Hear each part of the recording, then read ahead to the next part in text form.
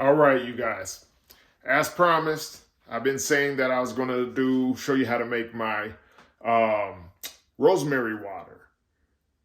Yeah, once again, it's been probably about 2 years or so since I said that. Well, the time has finally come. Let's get into this right now. Let's start with what you're going to need. First, you're going to need a pot, like a taller standard pot. I have this glass lid for mine so I can see what's going on. I get 2 bushels of rosemary, organic rosemary. I get this at Whole Foods.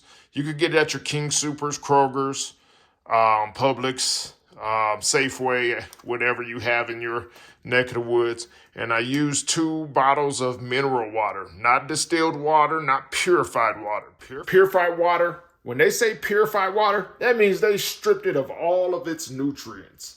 Basically, it's dead water, has nothing there. It's like eating iceberg lettuce. You know what I mean? Has no nutritional value. I personally also drink mineral water. This particular brand that I like, Arrowhead, is what I have. But I've been all over from Pennsylvania to California to Arizona to New Mexico to South Carolina. It might not be this brand, but the same company is in every single state. And the way you know it's the right bottle, first of all, it's a mineral water. However, it's going to have this similar background. It's going to have a similar color scheme and like Shield or whatever. And it's going to come under other names like Ozark or some sugar honey iced tea, you know? So, yeah, just look for it. I like to use 2 bottles of this. So this here in Denver, Colorado is called Arrowhead. But as you can see, it's always going to have a red seal, blue and green, like some type of scenery. You're going to see something very similar to this. This one, you know, in your neck of the woods. So when you go to the Kroger's, King Soopers, whatever it's called in your neck of woods, I would say go to there. Get this brand. You get any brand, but just make sure that it says spring water, not mineral water, spring water. You want to make sure you get spring water because it has natural nutrients and things like that. So I like to add that to the actual rosemary. You can get this at your regular Kroger's as well, but I like organic, and I get more in these packs, and it costs less at Whole Foods, believe it or not. Yes, it costs less at Whole Foods, believe it or not. For 2 of these, I ended up $5 and so for like that. And if it costs more at yours, or if you guys have a natural grocers or some other organic place, try to get it there as well. Now, the next thing I'm going to do is show you how to prepare it, get everything going, and yeah, just stay tuned. Okay, so what we do is we have our pot right here. 2 bottles of water as promised, 2 packages of sage, and let's go. So first thing you're going to do is just pour in the bottles. You don't got to be gentle. Just pour it in. Also, I don't use distilled water because that's dead too. You know what I mean? You just really want to keep things natural. You know, purified water has been steamed basically, and you know, if they say vapor water or things like that, pure, that means it has no mineral content, no minerals to it. You know what I mean? So get you some spring water. All right, so we'll take these 2 bushels, just throw it on in. You could wait for it to boil or not. That's up to you. It's not really necessary. You know what I mean? And I take 2. You could just do 1, but I might be overdoing it, but I like my stuff potent and strong. I don't know about y'all, but that's just me. You don't have to get 2 packages. I get 2 packages. That's quite enough. All right, let's get this turned on. I'm going to start it off at about a medium high just to get it boiling. You know what I mean? Once it starts boiling, I'm going to reduce it to a simmer, like a nice rumble. It's going to be a nice rumble. And I let it go for about 15 minutes. You know what I mean? As far as cooking, as far as the cook time, let it cook for about 15 minutes, and that should be enough, and you'll see the nice rumble. All right, so we're gonna let it cook for about 15 minutes. Let it get to a nice rumble on a low setting, somewhere between low and medium. You could gauge it. It does not, if it's boiling over or coming up too high, you need to turn it down more. You know what I mean? There's no need to rush in this either. Just like the cold brew coffee that I've just finished. But just take your time, reduce the heat. The more heat, the it cooks off most of the nutrients. So you actually don't want to have it too high of a heat, and you want to take its time and try to keep some of those nutrients coming from the rosemary. Okay. Now, when it's done, it will go from that clear water. It'll go from this clear water. When it's done, it'll go from this clear water to a brownish, reddish, purplish, depending on how well, how good of the quality of the rosemary and how well you cooked it. You got to be a good chemist at this stuff. No more Pyrex Vision, no more, rotation for those who know. But anyhow, depending on how good of a chemist you are.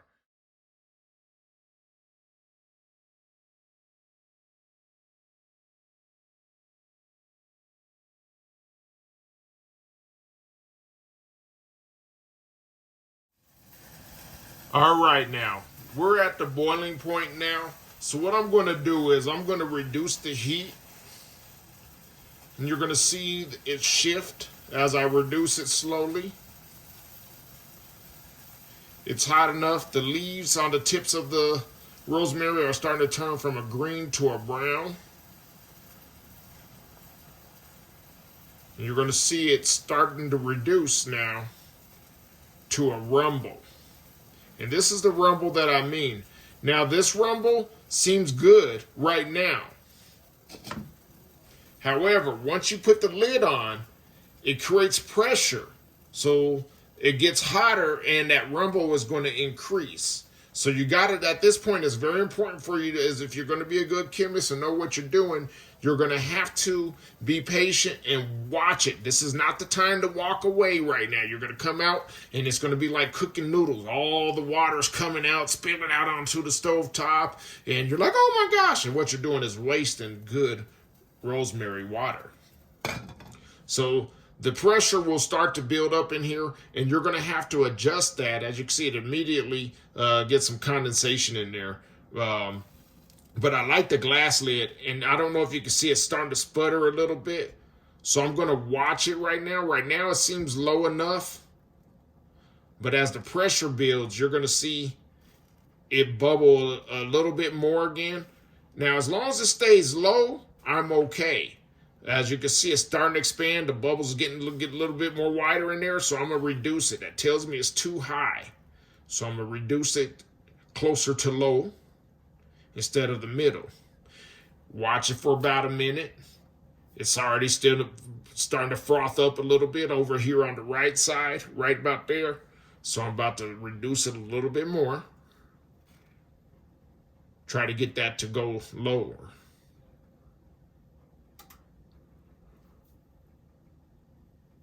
All right, I'm watching it for about a few seconds, see how it's going to react and respond. And right now it seems a little bit more manageable. So I'm going to probably leave it right here and let it cook. Now I'm going to let it cook for 15 minutes. Right now, it's 122. We'll let it go until 137.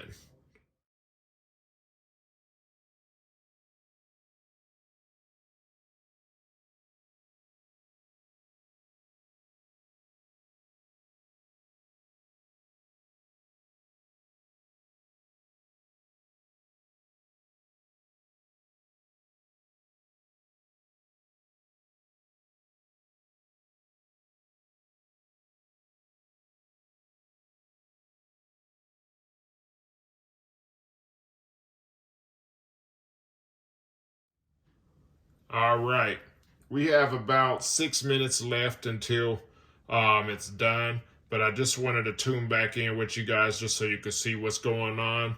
It's rumbling very well. It's at a little slight rumble as far as the boiling temperature and everything. It's not coming up. It has a frothy part to it. Now, another thing to talk about, rosemary, when you cook it, it sort of has this, it sort of looks like pollen, yellow. You want to keep that stuff in there. That's some of this, that's the good stuff. Keep it in there. But it starts to stick to the sides of the pot or around the edges of the pot. But don't worry about that to the final step if it's there. You know what I mean? If there's abundance of it, it's probably a good bush that it was trimmed from. But yeah, man. Got about 5 minutes left now. Keep tuned.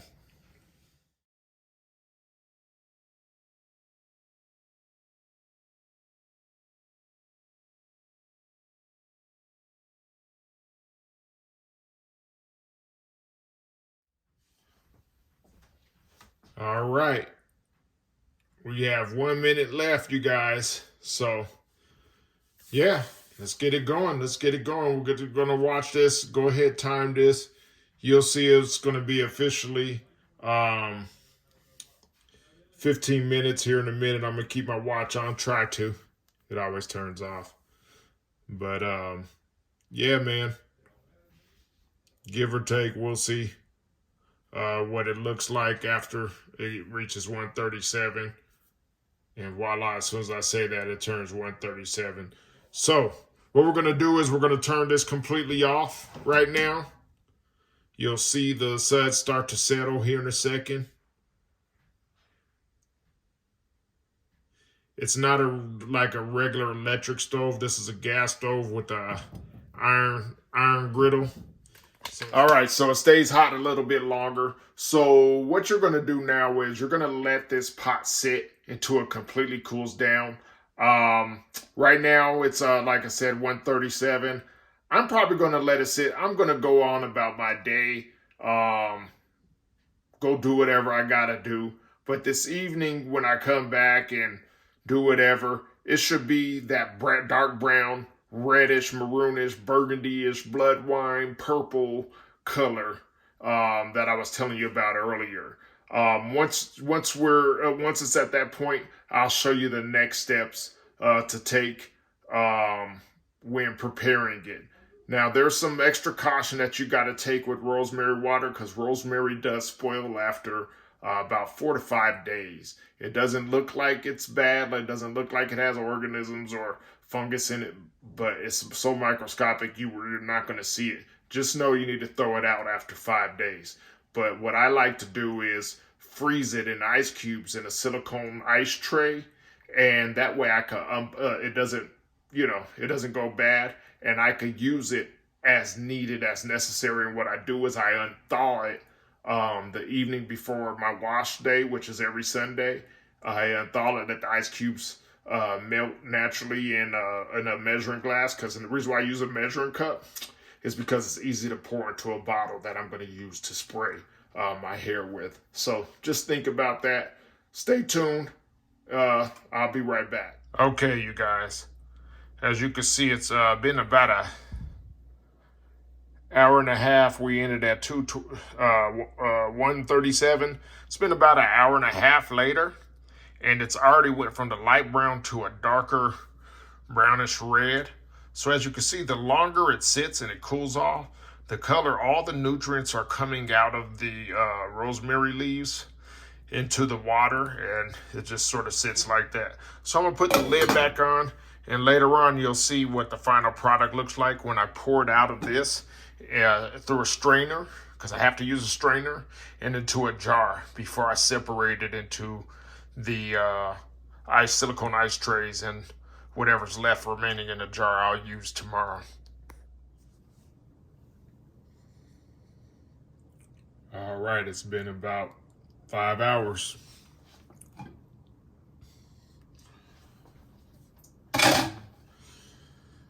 Look at this. That's the red, brown, purplish hue that I was talking about. Now the next step is to pour this through a strainer into a large mason jar, and let it continue to cool off. I will also separate the remainder of what goes into the ice tray, the silicone ice tray, and what will be used tomorrow. So let's move on to the next step and just pour this into a mason jar. So when getting ready for the mason jar right here, I'm just gonna put this in the sink, about right there. Here's a strainer. Gonna put that in right now. I'm using it since I'm recording to lean against the side of, or on top of the strainer, and the handles attached to the side. But yeah, what I'm gonna do now is just go ahead and start trying to pour this without wasting too much into the center right here of the mason jar. So far, so good.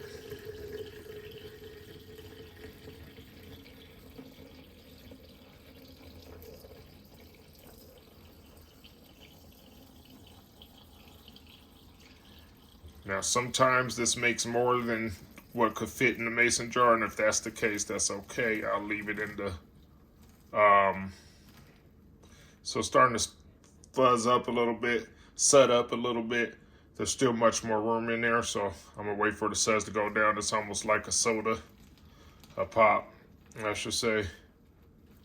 You know, whenever you're pouring the Pepsi, it fizzes up and stuff, but this isn't fizz, it's just the froth that this makes. You know what I mean? That's the creme de la creme. And what's gonna happen now is I'm to the bottom of this, and I think that's pretty much enough right now. There's still some left in the bottom of this. I'm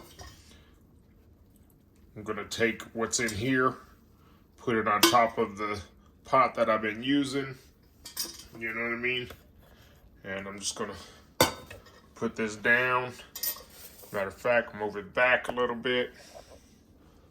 And let's see what we have here. All right. Have another mason jar. And this is that dark red color that I was talking about. Let me do this. Bring it up. Let's get it in the light a little bit. I don't know if you guys can see it, but it's pretty dark.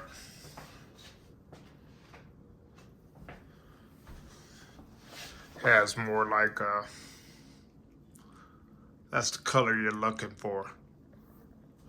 So yeah, that's what it is. That's what it looks like after letting it sit for 5 hours. Now remember, it's going to start off light skin, it's going to go brown skin, and then dark skin, and this is where it is. That's just a joke for us brothers and sisters.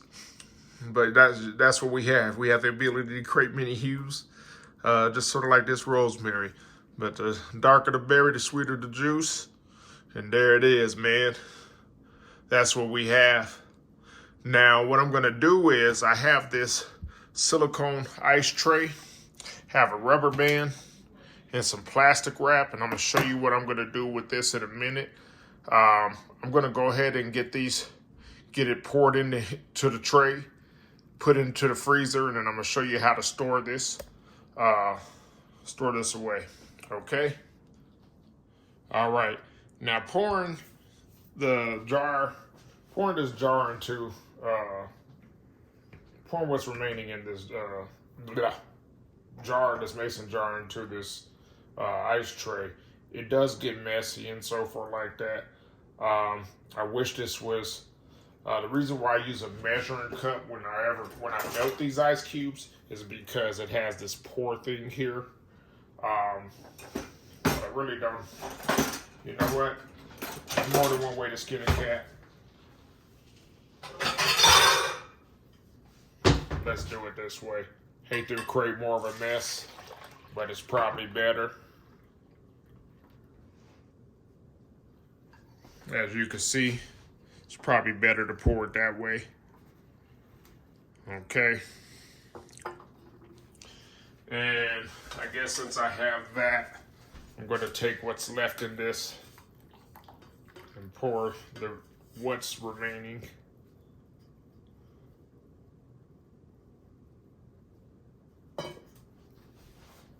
Let that drip a little bit.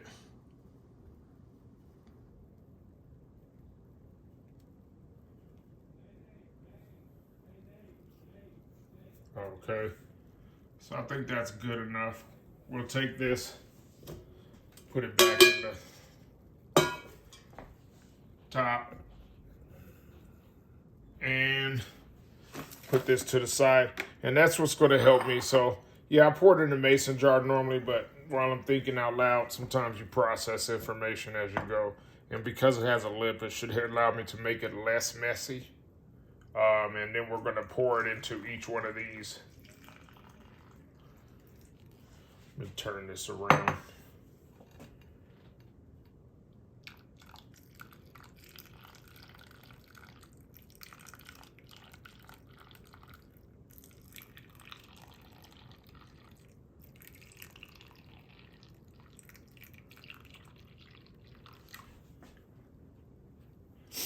Let me see.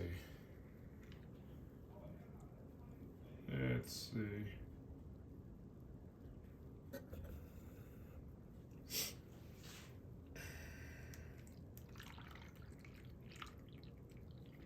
Doesn't have to be perfect.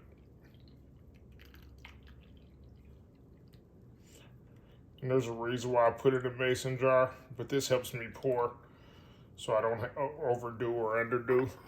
And the reason why I put it in a mason jar, hate to be wasteful like this, but normally whenever I pour it into the ice tray, I always have so much left over. What I do is I take the Reynolds plastic wrap. I like this particular Reynolds plastic wrap. And it has two reasons. The reason why I like this one, has this little pull tab here that allows you to cut a slice off.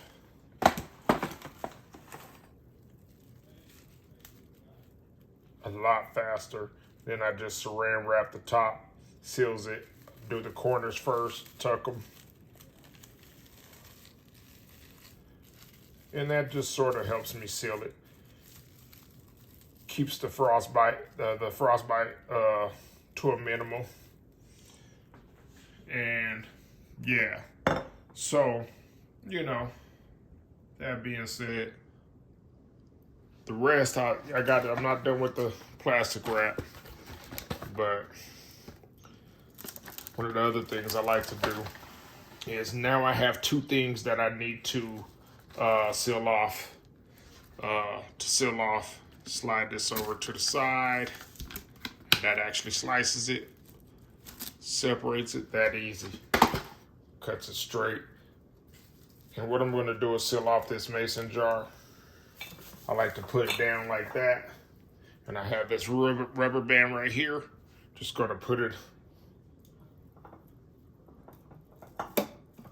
on top, as such. And voila, there's that. There's the sealed ice tray. Yeah, when I unwrap it and start to use these individually, I use 3 at a time in a smaller measuring glass to allow it to melt. But when I do it 3 at a time, it's easier to do that. The silicone ice tray releases the ice cubes much more easy than the old school ones. So yeah, with that being said, this is what you do. So this is what I'm going to use tomorrow for tomorrow's Sunday wash. And these will be used the following Sundays for the next 4 weeks. That's 1, 2, 3, 4. And if you don't see, there's 1 set of 3, 2 sets of 3, 3 sets of 3, and 4 sets of 3. And that should last me for another month. So this is a total of 5 weeks. This is tomorrow. which I'm going to have way more than necessary to tomorrow and so forth. Way more to use, you know, so I might use it for the next 2 days. And what I do is I normally go and I have these spray bottles.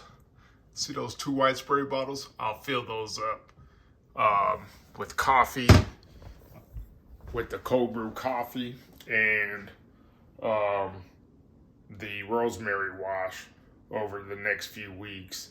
And during the Sunday shampoo day, you know, those are in my routine. That's step number 3, and the final step is the rosemary. You know what I mean? So that's what I finish it off. Let it sit in my hair for about 20 minutes and rinse it out. Do the final rinse with warm water at first, and then I lock it in with cold water. But yeah, that's my routine. That's how you make rosemary water. Once again, my name is Not So Anonymous. I really appreciate you guys tuning in. Once again, if I missed something, misunderstood something, please let me know below. Like, share, subscribe. I thank you for tuning in. You know, 2 Stokes. And I'm out.